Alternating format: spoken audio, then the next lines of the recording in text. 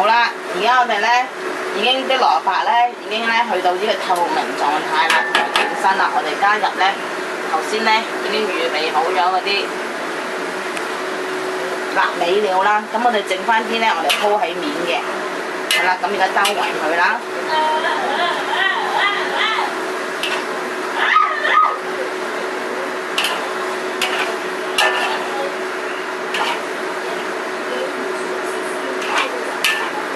最重要嗰一刻咧，就係一邊落醬，一邊炒，收晒水分為止。咁而家咧，差唔多要落醬啦。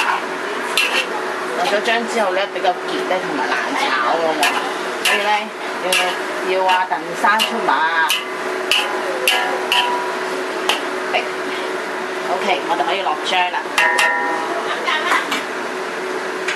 落醬之前咧，記得將啲醬咧攪勻先。呢啲過嚟幫我落醬啦。係啦。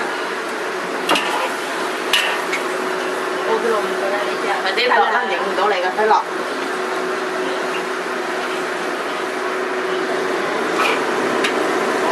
再落啊！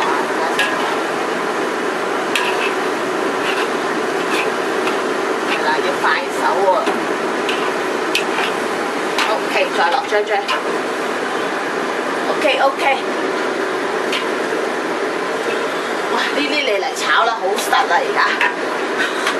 快啲兜，唔影你啊！快啲啦！係啦。見到啊？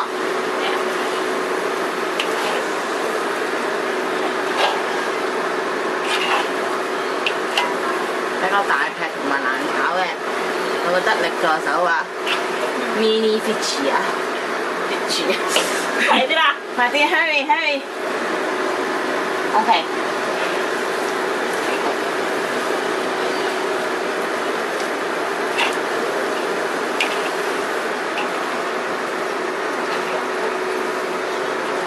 撩開中間。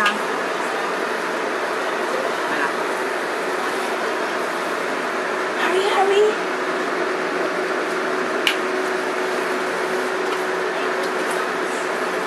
好啦，差唔多完成一大部分啦。最後咧，將啲劈咁嘅嘢放喺蒸糕盤度咧，蒸1個鐘就 OK 啦。咁就好美味嘅白糕啦。